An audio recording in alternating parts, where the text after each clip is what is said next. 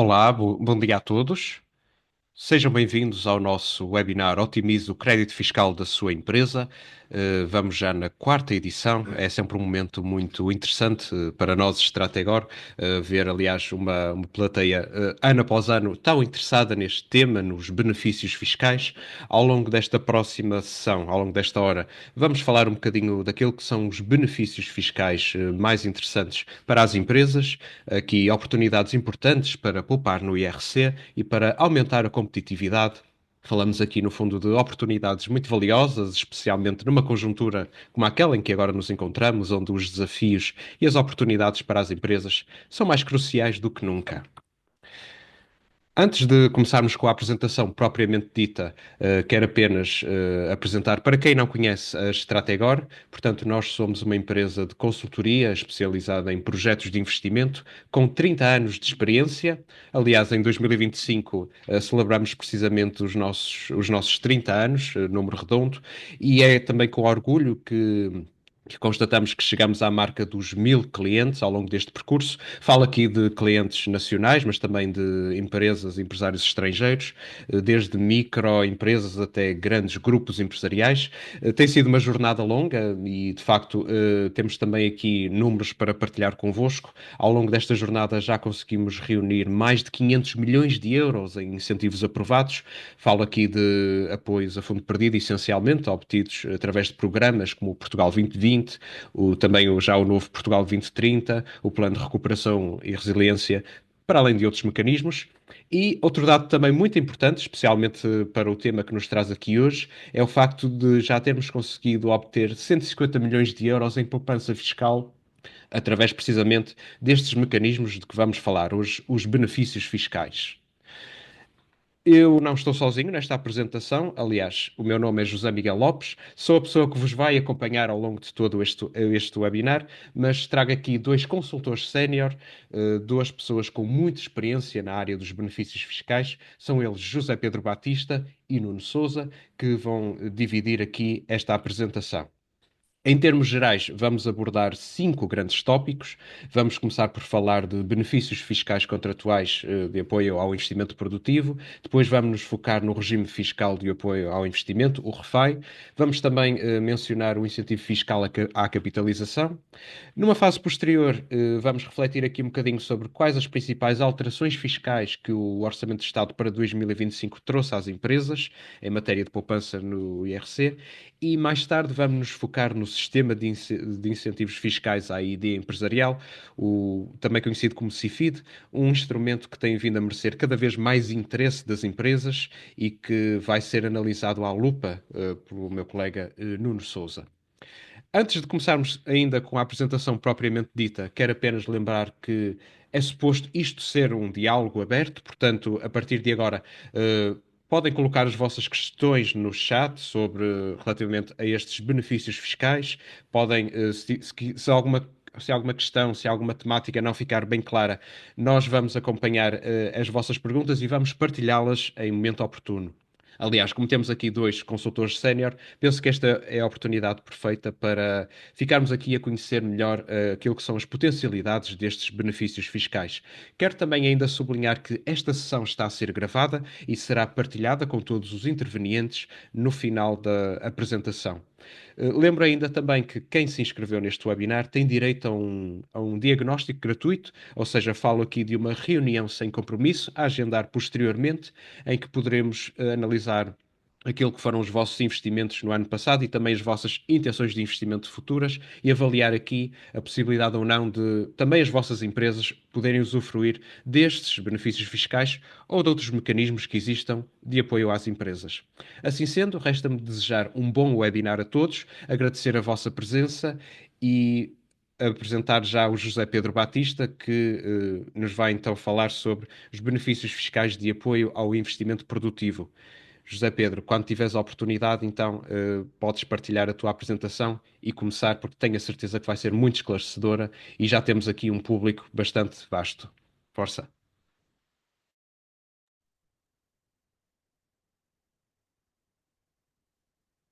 Obrigado, José Miguel. Bom dia a todos. Muito obrigado pela vossa presença. Nos próximos minutos tentarei apresentar os benefícios fiscais ao investimento produtivo. Começando pelos benefícios contratuais ao investimento produtivo, este regime requer a elaboração de uma candidatura e, posteriormente, a seguir à decisão, a celebração de um contrato com o Estado português até 2027. No fundo, é o período de vigência do Portugal 2030. Entretanto, os investimentos associados a estas candidaturas têm que ter um valor maior que 3 milhões de euros. A duração da dedução pode ser até 10 anos após a conclusão do investimento. E têm acesso a este regime as empresas de qualquer dimensão. Entretanto, um regime muito parecido, o REFAI, é mais simples, não carece de candidatura, pelo contrário, toda a informação que será reunida sobre este regime tem que estar resumida numa documentação fiscal, no chamado dossiê fiscal, para poder ser consultado pela AT, se assim for requerido. Entretanto, para este regime, também qualquer empresa de qualquer dimensão pode ser candidata.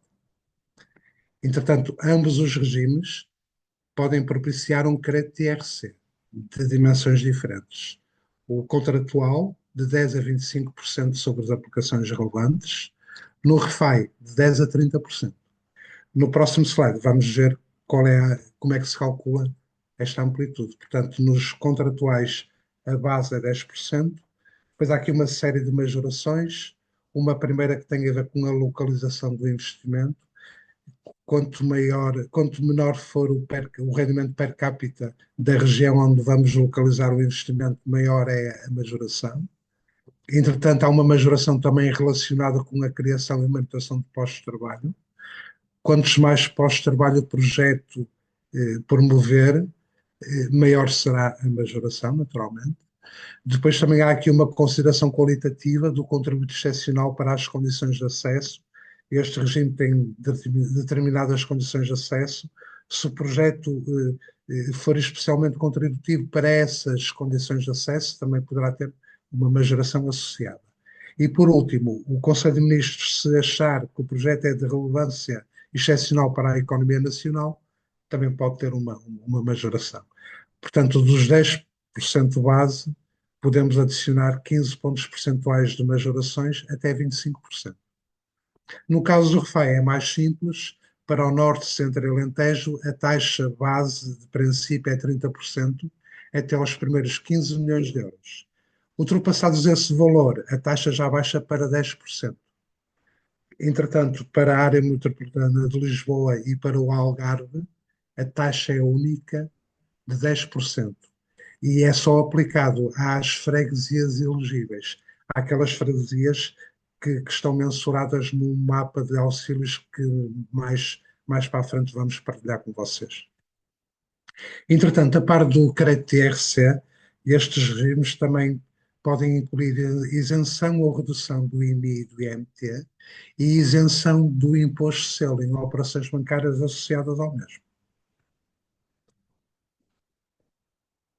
A intensidade máxima está limitada aos auxílios estatais, que são, digamos, auxílios definidos pela comunidade para um período, neste caso, de 21 a 27, é o período temporal do Portugal 2030.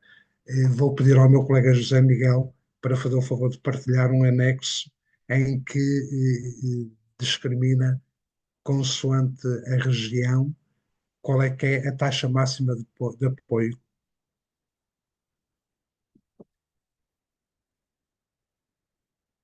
Entretanto, há regras, naturalmente, para usufruir destes benefícios. No caso do regime contratual, as dotações que são conseguidas nos períodos de tributação podem ser deduzidas desde esses períodos de tributação até normalmente 10 anos, que é o período de vigência de um contrato com o Estado português. Para as novas empresas, para as empresas que são criadas, no fundo, com esta candidatura, a dedução pode concorrer até à totalidade da coleta. Para as empresas existentes, há dois limites. A dedução total que o contrato prevê não pode ser deduzida em mais que 25% por ano. E a dedução não pode ultrapassar 50% da coleta. No caso do REFAI, é ligeiramente igual. Portanto, os períodos de tributação vão gerar dotações, essas dotações podem ser deduzidas nesses períodos e até ao 10º período seguinte. As dotações que forem geradas nos primeiros 3 anos de atividade podem eliminar a coleta, portanto, podem deduzir até à concorrência da coleta. As dotações seguintes já só podem eliminar até 50% da coleta. Entretanto, vamos agora observar quais é que são as aplicações relevantes. No caso dos ativos fixos tangíveis, eles têm que ser novos, afetos à exploração e são consideradas a generalidade dos ativos tangíveis. Entretanto, há aqui algumas exclusões. Estão excluídos os terrenos, salvo para a indústria extrativa. Estão excluídos os edifícios que não estejam diretamente relacionados com a exploração da empresa. Não são elegíveis viaturas ligeiras e, no caso dos benefícios fiscais contratuais, o material de transporte só é elegível até 20% das aplicações relevantes. No que respeita ao mobiliário, aos artigos de decoração e de conforto, estes só são elegíveis no âmbito setorial do turismo. E os equipamentos sociais nunca são elegíveis em nenhum dos regimes. Temos agora também a elegibilidade de ativos intangíveis, que podem ser aquisição de direitos de patentes, licenças, know-how e até conhecimentos técnicos não protegidos por lei. Por último, temos aqui uma novidade, a partir de 24, podemos imputar aos projetos os custos com a criação de postos de trabalho com o nível 7 ou 8, que estejam naturalmente relacionados com o investimento inicial que a empresa se propõe fazer. Nestes gastos estão incluídas as remunerações, a TSU, os seguros obrigatórios e outras regalias pagas aos colaboradores com caráter permanente. Há aqui uma nota importante, ou duas notas importantes. No caso dos benefícios fiscais contratuais, está previsto em concreto quanto tempo é que podemos imputar da criação de postos de trabalho, que são 2 anos. No caso do REFAI, esta relação é omissa, portanto, o que é que nós temos sugerido? O ano de 24, como é o primeiro ano de aplicação desta possibilidade, podemos imputar naturalmente os custos com a criação dos postos de trabalho que ocorreram em 24. Em 25, em 26, quando formos fazer o modelo 22-25, com certeza que vai haver novidades, orientações administrativas já a ter, e aí já podemos, com alguma segurança, verificar se o REFAI se vai inspirar nos 2 anos dos benefícios contratuais ou se vai ter alguma regra diferente. Entretanto, é muito importante observar o enquadramento setorial das empresas e dos projetos. Portanto, só são elegíveis os setores que figuram nesta tela: a indústria, o turismo, o audiovisual e multimédia, as tecnologias de informação, as atividades de investigação científica, de desenvolvimento e ainda os serviços administrativos e de apoio às empresas. A este nível, vou pedir ao meu colega José Miguel para partilhar com vocês a portaria que define em concreto estas CAIs, que são elegíveis, e só elas, quer no regime contratual, quer no REFAI. Entretanto, é comum também haver restrições comunitárias. Estas restrições impedem que setores como o aço, ferro e carvão sejam elegíveis, transportes também não são elegíveis, e energia, tanto a produção, o armazenamento, o transporte e a distribuição também não são elegíveis.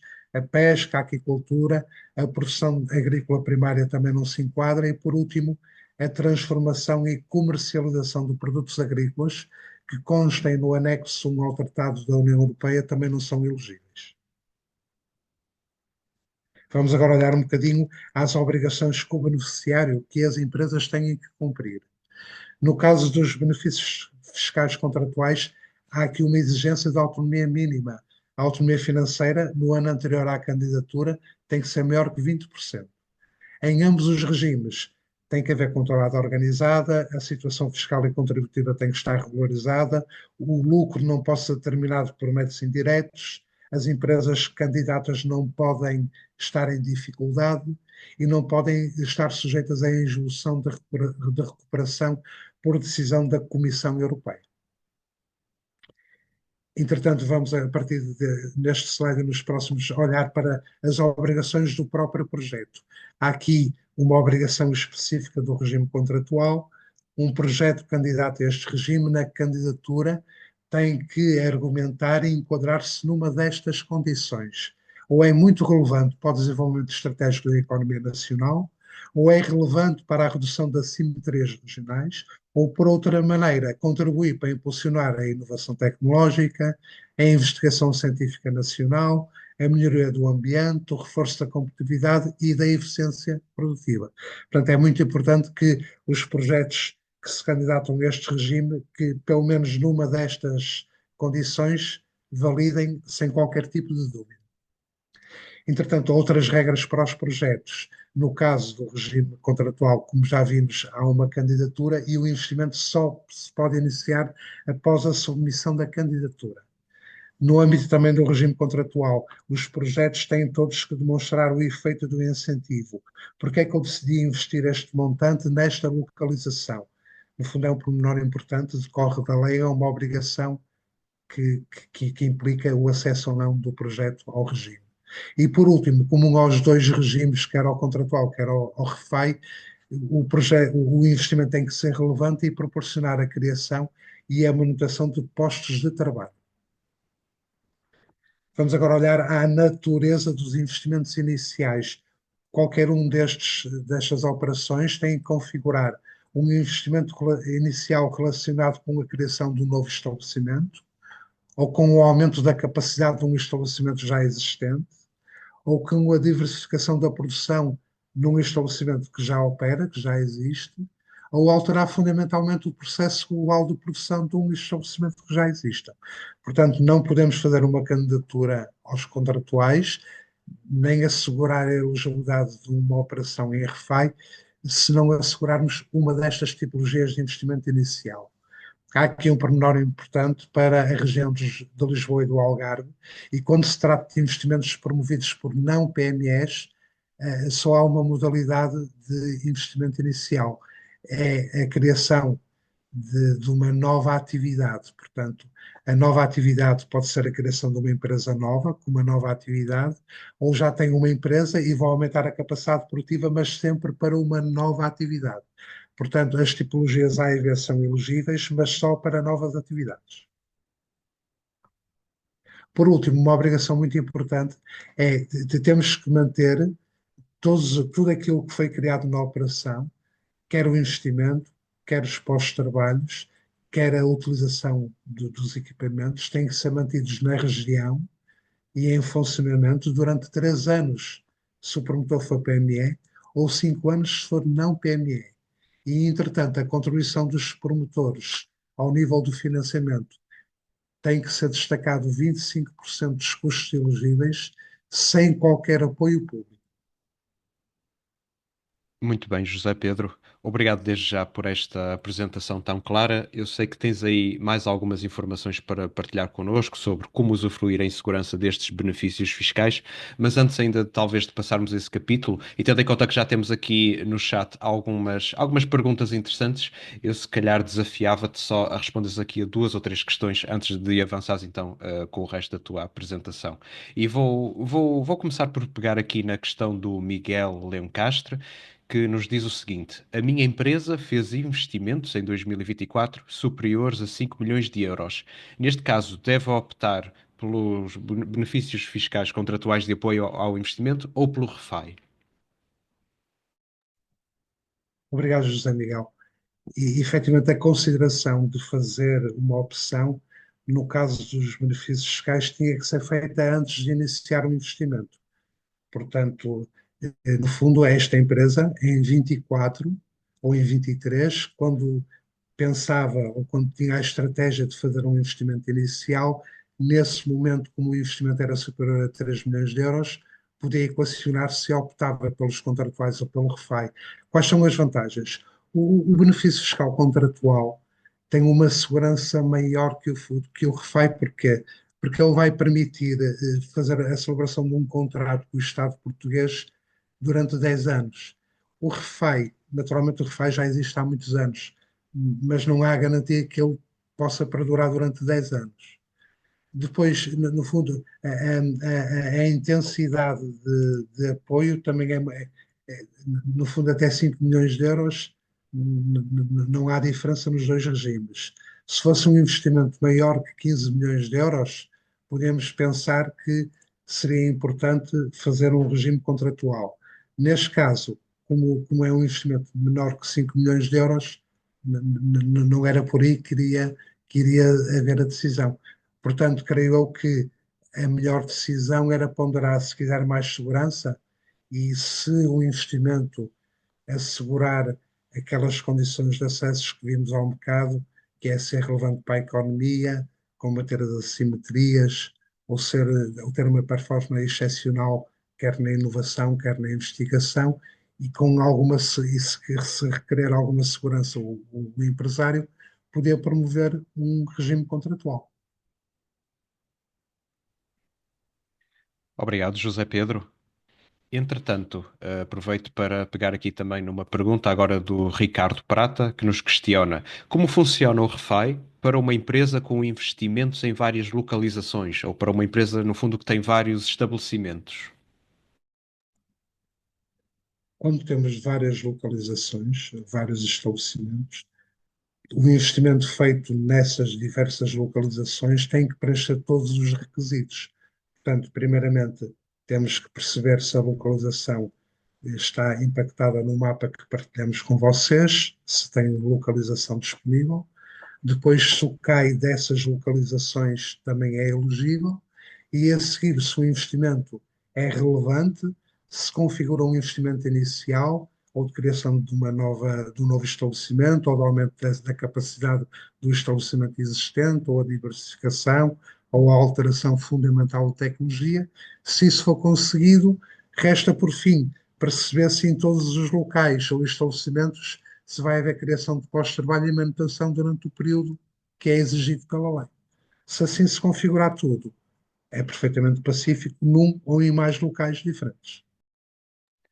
Muito bem, José Pedro, e já que falaste aqui nas obrigações associadas, no fundo, ao usufruto destes benefícios fiscais, há aqui também uma pergunta muito interessante do Tiago Martins, que pergunta precisamente o que é que acontece se não cumprir as obrigações relacionadas com a manutenção dos postos de trabalho? Tenho de devolver o crédito fiscal ou fico impedido de usufruir no futuro? No fundo, José Pedro, qual a grande consequência?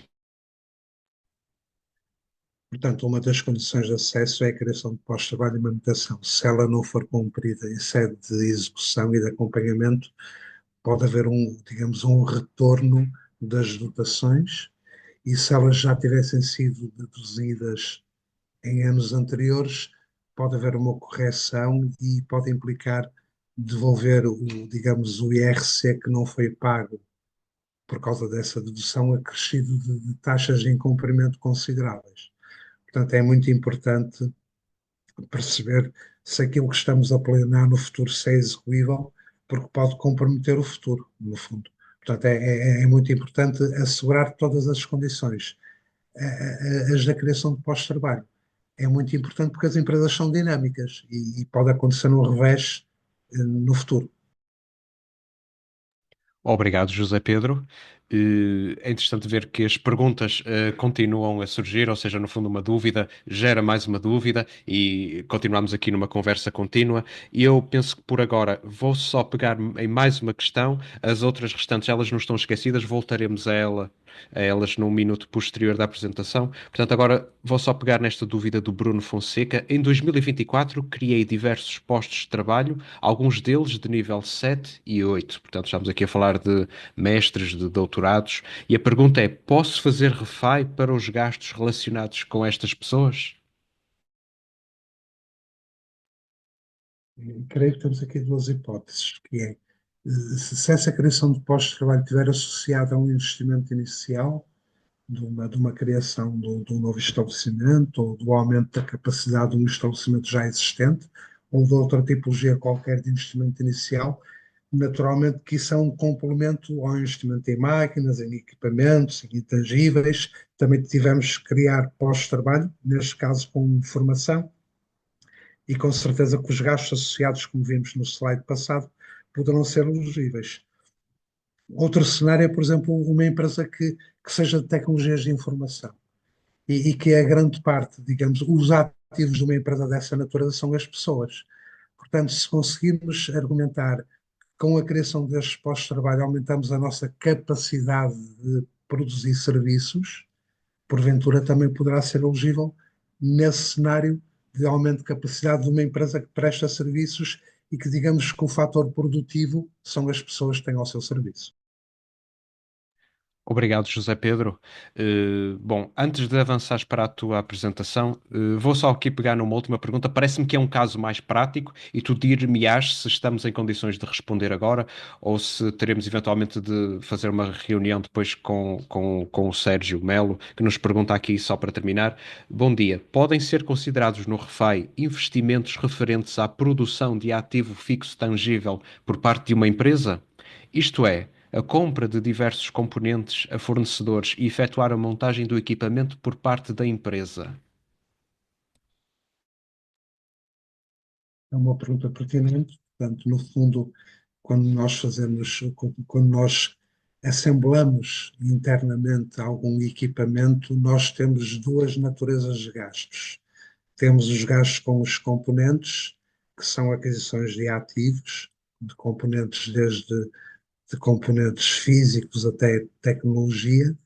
Depois podemos ter pessoas internamente que façam essas assemblagens, essas programações, e aí já entramos na figura, porventura, dos trabalhos para a própria empresa. E, efetivamente, tem que se ponderar bem se, porventura, teremos sempre que separar os custos externos com a tecnologia que compramos, com os componentes que compramos, e isso sim, sem dúvida, que é perfeitamente elegível. Depois, as pessoas, ora, que gastamos a produzir a máquina, a assemblar, a pô-la em funcionamento, aqui há algumas dúvidas sérias sobre a elegibilidade das mesmas. Portanto, numa opinião imediata, eu sugeria ser elegível tudo que sejam os componentes e não elegível o que seja trabalhos para a própria empresa, que vão ser gastos com horas de pessoal interno. Muito obrigado, José Pedro. Entretanto, eu deixo uma vez mais a nota de que no final desta sessão, se tiverem dúvidas mais específicas ou que não surjam agora no momento, porque isto, quando começamos a falar dos benefícios fiscais, uma pergunta gera outra e há sempre aqui, no fundo, pano para mangas, passa a expressão. Sendo assim, José Pedro, penso que agora estamos em condições de voltar à tua apresentação e de falar um pouco então sobre os cuidados que as empresas devem ter quando usufruem dos benefícios fiscais. Obrigado já agora por estes esclarecimentos e pelo teu dinamismo aqui, preparado sempre para responder a estas perguntas, aqui a meio da apresentação. Força, José. Muito obrigado. Entretanto, vamos voltar à apresentação. Agora vamos observar um bocadinho o que é que nós temos que preparar para que as visitas que a AT promove corram bem. Essas visitas são cada vez mais exigentes e ocorrem com mais frequência. Portanto, primeiramente, achamos que é fundamental ter um dossiê fiscal bem organizado e atualizado. É o primeiro passo, sempre que a AT nos contacta, o que é que vai pedir? O dossiê fiscal. O dossiê fiscal que é transversal à empresa e vai ter lá um capítulo que é o REFAI. A AT nem vai precisar de saber que há REFAI. Vai ler o dossiê e vai ver toda a documentação obrigatória. Importantíssimo. É o ponto mais importante. É o começo de uma visita. A seguir, normalmente as visitas têm uma verificação física. Depois dá até perceber que há um RFAI, que tem 10 ou 20 equipamentos como aplicações relevantes, vai criar, porventura, uma amostra e vai querer ver alguns equipamentos em funcionamento. Portanto, um segundo ponto que é muito relevante, todas as aplicações que foram constitutivas, quer do RFAI, quer dos benefícios fiscais contratuais, têm que estar instaladas e em funcionamento. Se houver uma boa desculpa, foi para arranjar, teve que ir para algum sítio para, para fazer algum ajuste, com uma declaração de um fornecedor, podemos perfeitamente provar essa situação e marcar uma visita futura mais tarde. Entretanto, como falamos há pouco, e decorrente de uma dúvida que houve, a criação e manutenção de pós-trabalho é peça fundamental ela vai demorar 3 ou 5 anos a ser mantida. Portanto, é muito importante que nesse período de 3 ou 5 anos, conforme ser uma PME ou uma não PME, a empresa religiosamente consiga manter os postos de trabalho que se propôs na candidatura ou no dossiê fiscal. Entretanto, também ter alguma atenção nas dotações, como é que vamos gerar as dotações e como é que as vamos deduzir ao longo do ano, particularmente no modelo 22. Temos que assegurar também o correto preenchimento do modelo 22. Portanto, verificar bem as dotações, se estão bem conseguidas e a seguir se estão bem explanadas no modelo 22. E por último, olhar aquele mapa que partilhamos no início e ver se, mediante a nossa localização, mediante a nossa dimensão, mediante se temos uma inovação produtiva associada a este investimento que podemos acumular, se estamos a respeitar os auxílios estatais. É fundamental, porque se não o fizermos, pode haver correções no futuro. Ainda no mesmo sentido, agora se calhar eu utilizava aqui alguns minutos para rever o que é que temos que preencher no modelo 22. No caso dos benefícios fiscais, são os quadros 071 e 071A. O 071 explana tudo o que acontece nas dotações no âmbito estrito da empresa, o 071A no âmbito geral, se a empresa pertencer a um grupo fiscal. A mesma situação se aplica ao REFAI, no 074, digamos, o inventário das dotações ao nível da empresa, no 074A, no seio do grupo fiscal. Em ambos os regimes, o 078 é um mapa muito importante, porque ele vai nos identificar quais são os investimentos iniciais que estão a ocorrer ou que ocorreram na empresa. No 078A2 vai nos dizer no período em concreto o que é que beneficiamos de incentivos, de benefícios, de IMI, MT, selo, etc. E o 078A3 vai fazer um acumulado por cada investimento inicial daquilo que usufruímos até à data. E neste ponto é essencial porque este quadro tem, no fundo, o controle da intensidade no 780, campo 780, tem a intensidade de auxílios acumulada em percentagem. É aqui que vamos controlar se superamos ou não os limites a que estávamos obrigados a manter. Entretanto, para finalizar, a parte de benefícios fiscais, vou apresentar rapidamente o incentivo à capitalização das empresas. É um mecanismo que pode promover uma percentagem de dedução ao lucro tributável dos aumentos líquidos de capitais próprios elegíveis, não carece de candidatura, simplesmente reunir informação importante no dossiê fiscal. Qual é que é a taxa que podemos aplicar? Em 24, a taxa a aplicar varia. Se for uma PME ou uma small mid cap, a taxa é a média de Euribor 12 meses do último ano, acrescida de 2 pontos percentuais. No caso das restantes empresas, as maiores, a taxa baixa para Euribor 12 meses mais 1,5%. Em 25 houve uma alteração, houve aqui uma simplificação, todas as empresas têm a mesma taxa, Euribor 12 meses mais 2 pontos percentuais.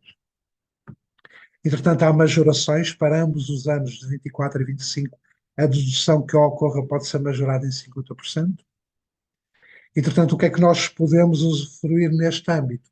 Em 24 podemos ter aumentos de 23 a 24, que podem ser elegíveis. Cada ano está limitado a 4 milhões de euros. Em 25 já vamos ter 3 anos, os aumentos de 23, de 24 e de 25. E assim sucessivamente para um futuro próximo, durante 6 anos. Quais são as condições de acesso? As empresas do setor financeiro e de seguros não são elegíveis. De resto, todas elas são, desde que tenham contabilidade organizada, desde que o lucro não seja determinado por métodos indiretos e que a sua situação fiscal e contributiva esteja realizada.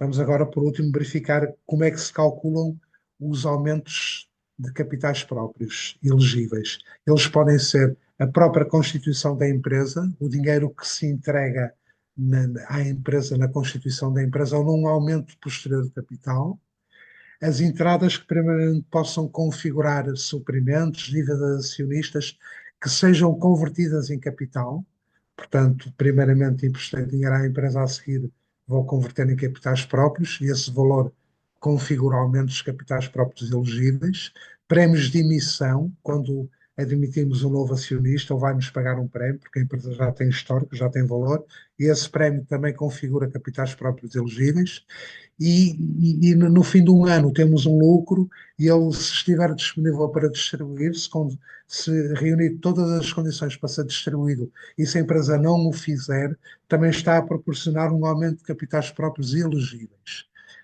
Agora, para chegarmos aos líquidos, o que é que temos que fazer simplesmente? Aos aumentos de capitais próprios elegíveis, deduzir as saídas que ocorreram no período aos titulares do capital. Uma redução de capital, uma distribuição de prestações suplementares, uma distribuição de reservas antigas. Portanto, todos estes cenários negativos influenciam para diminuir, digamos, os capitais próprios elegíveis. Entretanto, temos aqui dois slides preparados para identificar no Orçamento de Estado de 25 o que é que mudou de mais relevante.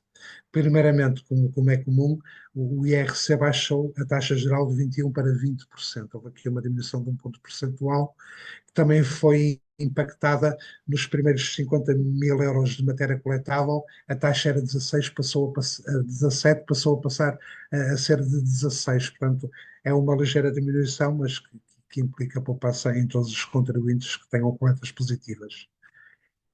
Nas tributações autónomas, os escalões que existiam em 24 foram incrementados em 10 mil euros, portanto, 27 mil euros passou para 37 e o 45 passou para.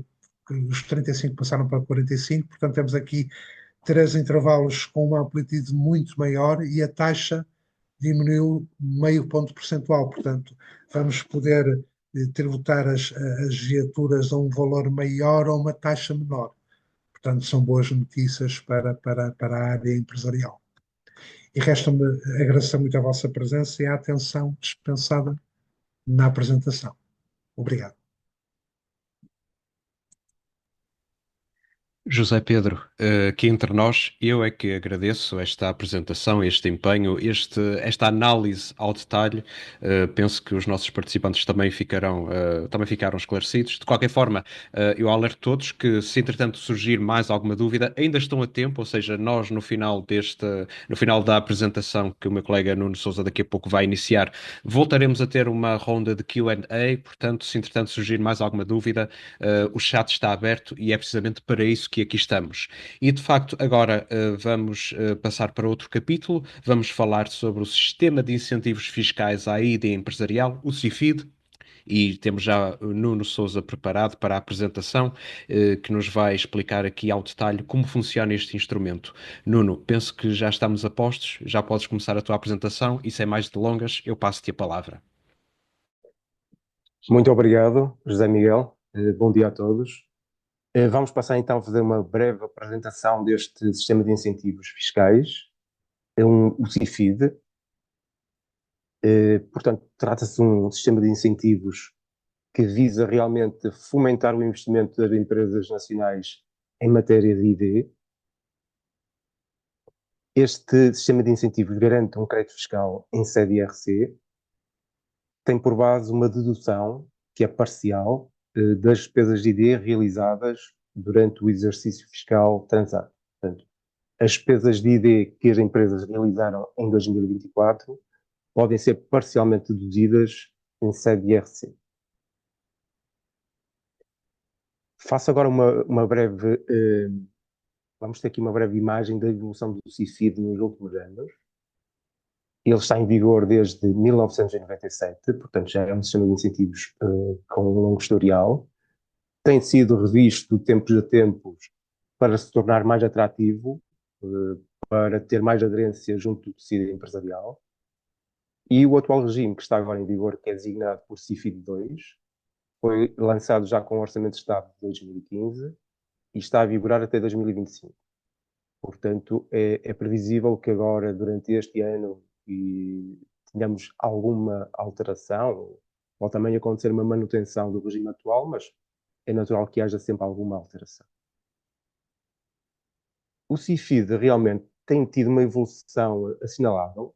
Em termos de candidaturas anuais, vemos aqui este histórico em que se realça a partir de 2020 realmente um crescimento assinalável, em que se ultrapassaram as 3.000 candidaturas, e em 2023, no último ano em que há dados, temos cerca de 5.600 candidaturas apresentadas à ANI. De igual forma, aqui neste quadro, podemos verificar que tanto o investimento em ID, este investimento, portanto, apurado já pela ANI, como o crédito fiscal atribuído, tem tido uma evolução sempre crescente. Há aqui um ano, em 2021, que há uma ligeira correção, mas em 2022 atingiu um recorde. Ainda não existem dados de 2023, porque estão ainda a ser avaliadas as candidaturas de 2023, avaliadas pela ANI. Neste quadro comparativo, podemos ver nos últimos 3 anos fiscais, em termos de candidaturas recebidas, sempre um crescimento assinalável, portanto, uma grande aderência das empresas, quer à ID, quer a este benefício fiscal. O investimento que tem sido declarado pelas empresas também tem crescido. Vamos ver que em 2021 foi declarado um investimento de 1.600.000 euros e passamos para 2.700.000 euros em 2023. Portanto, um crescimento realmente bastante substancial. Relativamente a candidaturas aprovadas, também tem existido este crescimento, este volume de candidaturas que são analisadas pela ANI e têm sido aprovadas em maior número. O investimento em ID reflete esse crescimento, assim como o crédito fiscal que é atribuído anualmente às empresas. Realmente, relativamente a 2023, ainda não existem dados finais. Portanto, aqui optamos por não apresentar dados que ainda não são os finais. Relativamente aos 2 anos que estão consolidados, 2021 a 2022, verificamos que o número de empresas apoiadas cresceu. Verificamos, por exemplo, que a média de investimento em ID também está num valor cerca dos 380.000 euros em 2022. E também em termos médios, o crédito fiscal atribuído às empresas ronda os 226.000 euros. Portanto, aqui verifica-se, estamos a falar tanto de PMEs como de grandes empresas, mas verifica-se que o crédito fiscal atribuído por candidatura, portanto, candidatura aqui falamos por empresa, em média ronda os 226.000 euros. Ainda se quisermos analisar em maior profundidade aquilo que aconteceu em 2022, já com dados completamente finais, verificamos que cerca de 93% das candidaturas foram aprovadas e que, face ao crédito fiscal que foi solicitado pelas empresas, foi atribuído cerca de 89% desse crédito fiscal solicitado. Portanto, assinalar que o crédito fiscal atribuído rondou os 944 milhões de euros.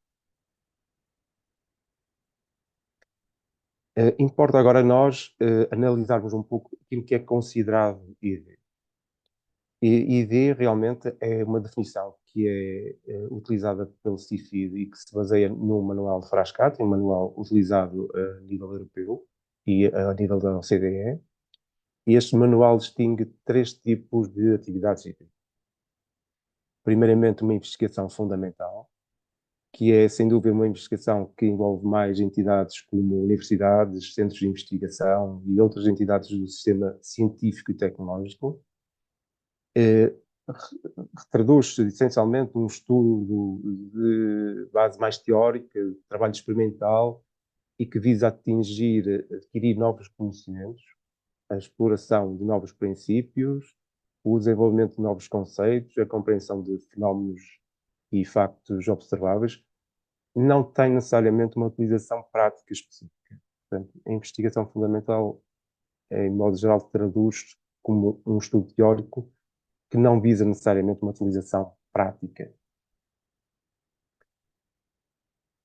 Outra característica, outra forma de investigação, digamos, a investigação aplicada. Este já é um trabalho que pode ser considerado com o objetivo de adquirir novos conhecimentos, mas com uma finalidade prática já determinada. Terá como foco obtermos soluções práticas que poderão resultar depois, posteriormente, em novos produtos, processos e serviços. Aqui, a título de exemplo, podemos falar numa pesquisa sobre novos materiais biodegradáveis. Podemos fazer estudo sobre novas fórmulas, novos ligantes, por exemplo, para uma aplicação em betão.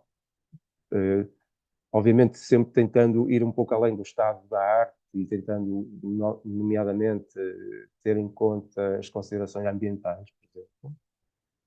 Neste tipo de investigação podemos envolver entidades do sistema científico e tecnológico e empresas que podem trabalhar aqui em conjunto.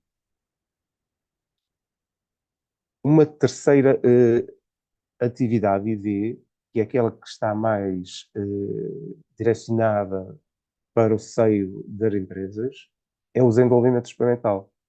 É realmente o trabalho que já tem por base um conhecimento existente, um conhecimento que pode vir das universidades, por exemplo, e o objetivo desta atividade é desenvolver já um protótipo de um novo produto, ou um processo, ou mesmo um serviço. Pode ser algo de novo, pode ser também melhorar substancialmente, em termos técnicos, aquilo que existe. Portanto, em termos de desenvolvimento experimental, falamos do desenvolvimento de protótipos. Por exemplo, um protótipo de um sensor, ou um desenvolvimento de um suplemento alimentar que seja inovador no mercado. Aqui, realmente, o foco são as empresas. Bom, depois de caracterizarmos aquilo que são atividades de ID, importa definir aquilo que é um projeto de ID. Um projeto de ID, novamente de acordo com o manual Frascati, tem que obedecer a 5 critérios fundamentais. Um primeiro critério é a originalidade. Devemos aqui compreender se este projeto visa adquirir novo conhecimento ou explorar novas ideias. A pergunta que temos que colocar é se o projeto cria algo de novo ou se melhora substancialmente um produto, um processo ou um serviço. Um segundo critério de um projeto de ID é se existe um elemento de criatividade. Portanto, se existe a necessidade de resolver ou de superar uma incerteza através de soluções que, à partida, não são as óbvias, portanto, não são conhecidas. E aqui a pergunta que nós devemos colocar é se existe a necessidade de realizar um trabalho que seja planificado, que seja continuado, que envolva atividades de pesquisa, de experimentação e de tentativa e erro, obviamente. Um terceiro critério muito importante para definir um projeto de ID é se o projeto tem como objetivo resolver uma dificuldade científica, técnica, tecnológica que seja relevante. E se realmente, à partida, quando nos lançamos para o projeto, se existe algum grau de incerteza substancial relativamente à capacidade de atingirmos ou não aqueles objetivos que nos propomos. Portanto, não podemos, à partida, considerar que no final do projeto é 100% garantido que vou atingir uma solução. Portanto, tem que haver algum elemento de incerteza realmente. Um outro critério muito relevante é o caráter de sistematicidade. Peço desculpa. O projeto deve ter por base uma metodologia, portanto, deve estar assente em objetivos bem definidos, em atividades e tarefas que vão ser realizadas ao longo de um ano ou do período que seja considerado necessário para o projeto. Se vou alocar recursos técnicos, humanos, financeiros para atingir aquilo que são os resultados que nos propomos. Importa aqui fazer duas questões relevantes. Uma é se existe um plano anual de atividades de ID, se a empresa definiu um plano anual, e se a empresa procede a este registro das suas atividades, dos resultados intermédios que vai alcançando e dos recursos que estão envolvidos. Portanto, este caráter é muito importante. Por fim, um último critério, a replicabilidade. Vamos ter no final do projeto resultados, e estes resultados devem ser replicáveis, devem poder ser utilizados por outro tipo de empresas ou entidades e devem poder gerar valor. Portanto, a questão aqui que nos colocamos é se os resultados serão ou não comercializáveis, se podem ser registados sob qualquer forma de proteção de propriedade intelectual, através de marca, através de modelo ou de uma patente, e, sobretudo, se resultam vendas sejam de produtos ou de serviços. Passo a definir aquilo que não são consideradas atividades de Portanto, é uma questão que muitas vezes há alguma dúvida. O desenho técnico de um produto não é por si uma atividade de ID. Pode ser incorporado num projeto de ID, mas por si só não é uma atividade de ID, bem como uma simples melhoria contínua de qualquer produto, de um serviço. Tudo que sejam atividades de customização, de personalização, também não são consideradas atividades de ID. Frequentemente, o desenvolvimento corrente de software. Portanto, isto é uma questão que é muitas vezes mencionada, se o desenvolvimento corrente de software é considerado ou não ID, realmente não é, tem que ter algum aspecto de inovação, assim como melhorias de processos e qualquer atividade que seja de caráter corrente, portanto, que seja usual na empresa, obviamente não são atividades consideradas como ID. Vou passar a definir as despesas que são elegíveis em termos de CIFID. Portanto, as despesas fundamentais elegíveis no CIFID são as despesas com pessoal técnico. E estamos a falar de pessoal com qualificação superior a nível 4. Dentro destas despesas com pessoal técnico são elegíveis vencimentos e remunerações de caráter permanente, bem como os custos da empresa com a segurança social. São também elegíveis os ativos fixos tangíveis adquiridos em estado novo e afetos ao projeto. Naturalmente, podemos falar de equipamentos de laboratório, podemos falar de hardware ou software específico para utilização no projeto. As despesas de caráter operacional, também, com um limite até 55% das despesas com pessoal interno.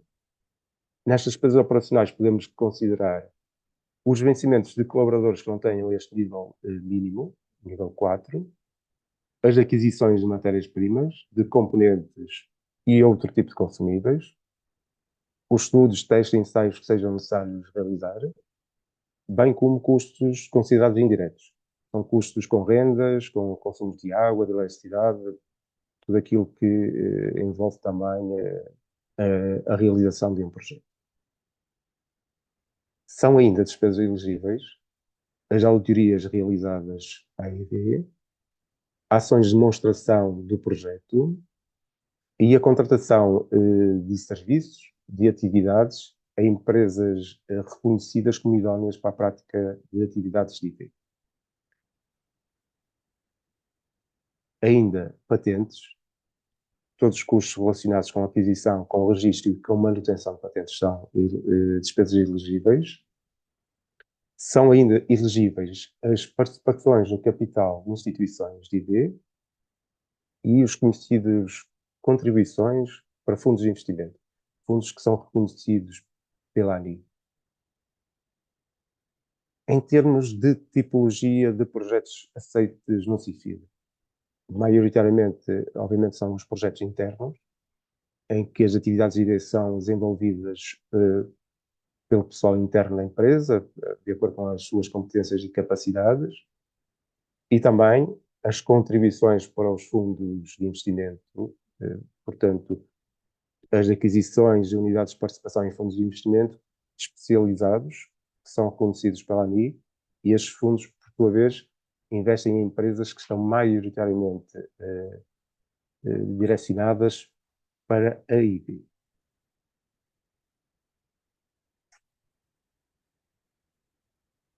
Vamos falar aqui um pouco sobre os fundos de investimento. Realmente, o objetivo desta medida foi mobilizar capitais privados para apoiar empresas que tenham forte componente ID, são empresas que estão sobretudo dedicadas a atividades ID. E como é que foi mobilizada esta necessidade de investimento em fundos de ID? Permitindo que os investidores, quem adquire unidades de participação nesses fundos de ID, possa deduzir parte desse investimento em sede de IRS. Portanto, tem nos últimos anos funcionado de uma forma assinalável. Contudo, em 2023 houve uma alteração legislativa que começou a produzir efeitos a partir de janeiro de 2024, em que deixou de ser aplicável uma majoração substancial, a majoração de 50% relativamente ao incremento das despesas em D, e a partir de janeiro, então, passou a ser aplicada apenas a taxa base de 32,5%. Ainda outras alterações que ocorreram traduzem-se relativamente por um período mínimo que antes era 5 anos e passou a ser de 10 anos. O investimento do próprio fundo, portanto, o fundo deve realizar um investimento em empresas afetas, sobretudo, a atividades ID no período de 3 anos, quando anteriormente tinha um período de 5 anos para realizar esse investimento. E ainda o investimento mínimo que o fundo tem que realizar nessas empresas é de 85%. Anteriormente, o limiar era 80%. Há aqui uma questão recorrente que nos é colocada, que é se uma empresa que é apoiada por fundos de ID se pode candidatar ao CIFID. E aqui importa nós compreendermos que o racional aqui subjacente é evitar que haja uma duplicação de ajudas ou benefícios para as mesmas despesas. Portanto, isto é aplicado aos fundos de investimento e outras formas de apoio. Portanto, uma empresa em que as despesas sejam financiadas pelo fundo a 100%, obviamente não se pode candidatar com as mesmas despesas ao CIFID. Mas pode-se candidatar se as despesas forem financiadas parcialmente. Portanto, a componente não apoiada da despesa pode ser apresentada em sede CIFID. Passo agora a fazer uma explicação muito breve daquilo que realmente é bastante simples, que é o cálculo do benefício fiscal. Existe uma taxa base, portanto, uma taxa de 32,5%, que é aplicada de forma indireta sobre a despesa elegível do ano, e uma taxa incremental de 50%. Esta taxa é aplicada sobre aquele que é o acréscimo de despesa relativamente à média dos 2 anos anteriores. Vamos já à frente também ver um exercício de aplicação desta taxa. Existem, porém, 2 casos que são excepcionais, que devemos aqui realçar. No caso de uma empresa que não tenha completado ainda 2 exercícios fiscais, sendo uma PME, aplica-se a taxa de 47,5%.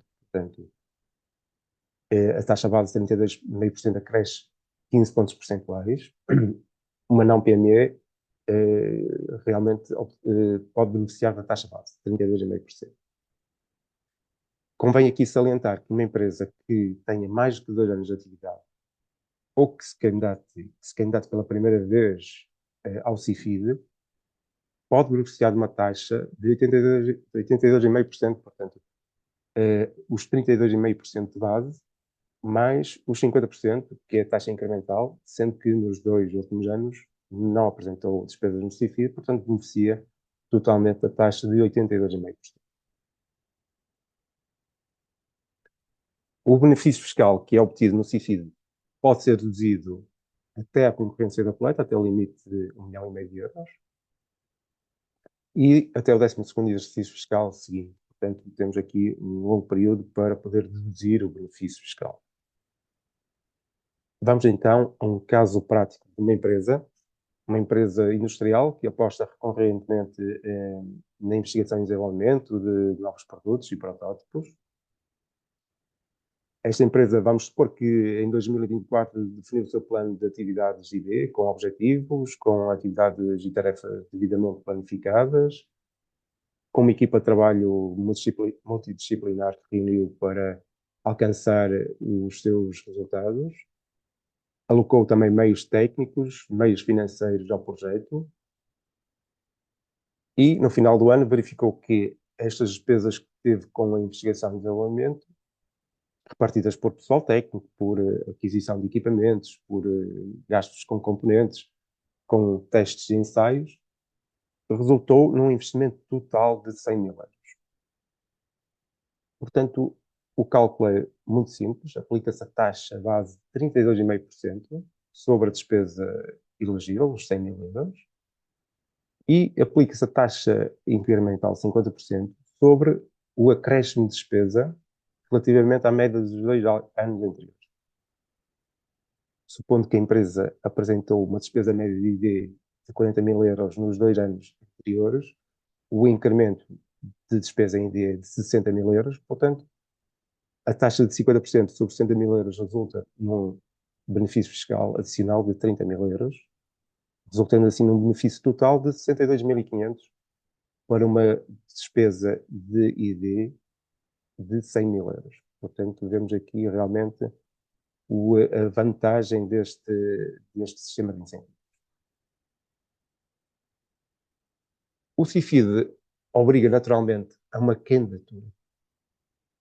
Este processo de candidatura assenta em 2 elementos fundamentais.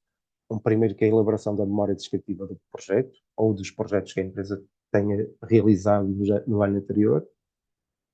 Outro documento essencial é o centro de custos, portanto, onde está contabilizado todo o custo relacionado com a IP. A memória descritiva tem que ser bastante discriminada, bastante extensa, bastante fundamentada. Tem vários capítulos, como o contexto do projeto, uma descrição dos objetivos técnicos que o projeto se propõe a alcançar, a descrição também do estado da arte, seja no setor a nível nacional, internacional. Um outro critério fundamental é descrever com pormenor a incerteza técnica, tecnológica ou científica que está subjacente ao projeto da empresa. Uma descrição também muito detalhada sobre atividades e tarefas realizadas. E, por fim, quais os resultados, sejam intermédios ou sejam finais, e conclusões gerais sobre o projeto. Isto é uma informação que é essencial para a boa análise, quer dos peritos contratados pela ANI e para a decisão final da própria área. O centro de custos também carece de uma contabilização de todos os custos relacionados com o pessoal, de aquisições de equipamentos, de serviços de ID contratados, de custos também indiretos relacionados com o projeto, entre outras despesas que possam naturalmente ser elegíveis no projeto. E toda esta documentação, obviamente, tem que constar num dossiê fiscal da empresa. Em termos do processo de candidatura, propriamente dito, ele é realizado na plataforma online da ANI. Nesta plataforma têm que ser preenchidos diversos dados e elementos sobre a empresa, como a atividade, as relações societárias que tem, os recursos humanos técnicos, informação de caráter económico e financeiro, entre outra informação genérica sobre a empresa. É necessário também anexar alguns documentos que são fundamentais, um deles o balancete ID, as certidões de não dívida à AT e à Segurança Social, o relatório de gestão e contas da empresa do último ano e bem como o modelo 22 de IRC. Devemos aqui realçar que a avaliação feita pela ANI tem sido cada vez mais exigente. Realmente há um enorme volume de candidaturas. A ANI tem realizado também a contratação de peritos externos, que são pessoas com conhecimento mais profundo em determinado setor, em determinada atividade, e, portanto, nós, numa candidatura, devemos realmente primar pelo rigor técnico e por uma descrição muito bem fundamentada de cada projeto. Um outro critério de rigor é a necessidade de validação das despesas por um contabilista certificado. Por fim, dizer que a intervenção da Strategor é uma intervenção, digamos, desde o princípio ao fim. Fazemos um diagnóstico inicial, um enquadramento inicial de cada projeto e de cada empresa. Apoiamos depois na elaboração da memória descritiva e mesmo na validação do centro de custos de cada projeto. Verificamos todos os requisitos da empresa para realmente termos uma candidatura bem sucedida e fazemos também o preenchimento e submissão do formulário de candidatura. Acompanhamos depois, posteriormente, durante os anos seguintes, a comunicação dos indicadores de resultado de cada projeto. Bom, e agradecer, muito obrigado pela vossa presença e participação neste pequeno momento relacionado com o CIFID. Muito obrigado, Nuno. Eu é que agradeço em nome de todos os participantes esta explicação tão detalhada em relação ao CIFID. E efetivamente agora, conforme prometido, vamos reabrir o nosso espaço de Q&A. Vamos, aliás, começar, Nuno, por algumas das dúvidas relativamente ao CIFID que os nossos participantes já partilharam no chat. E pegando aqui, talvez, na primeira pergunta, as não PME também podem candidatar-se ao CIFID?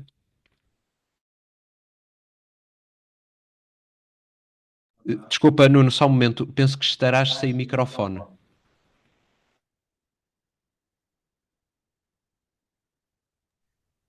Assim que conseguires voltar a fazer. Portanto, no fundo, aqui quando falamos de não PME, lá está, estamos a falar de grandes empresas. Penso que agora já estarás. Ok. Vou então dar-te o espaço para a resposta. Obrigado, José Miguel. Sim, realmente, como dizia, qualquer tipo de empresa é elegível em CIFID, nomeadamente empresas de grande dimensão. Portanto, independentemente da dimensão e mesmo do setor de atividade, as empresas podem apresentar candidatura ao CIFID. Muito bem.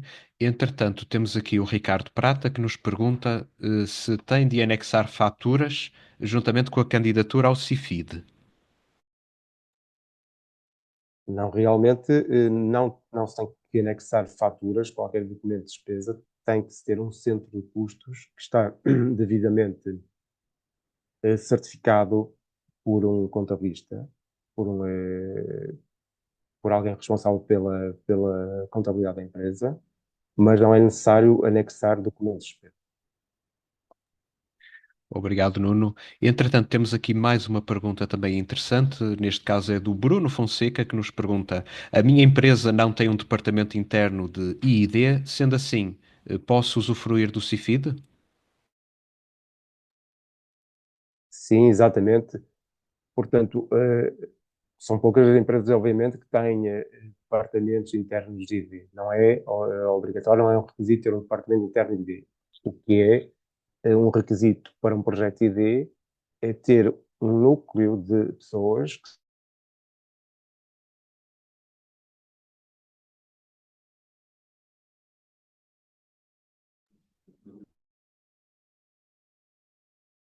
encontrar aquela questão da solução que não é óbvia a partir para algo que é incerto, que é o projeto. Muito bem, obrigado, Nuno. Portanto, para recapitular, o necessário é que exista, no fundo, uma equipa multidisciplinar que ajude a validar a robustez técnica do projeto.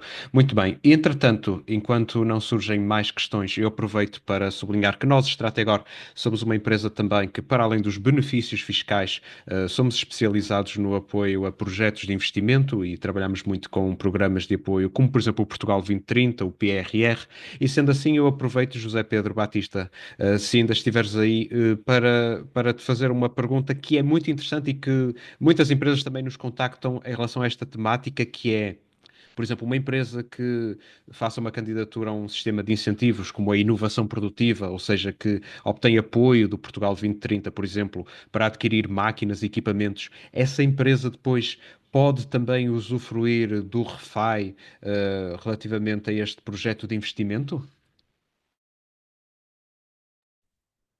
Sim, José Miguel, pode. se garantir o cumprimento dos limites dos auxílios estatais.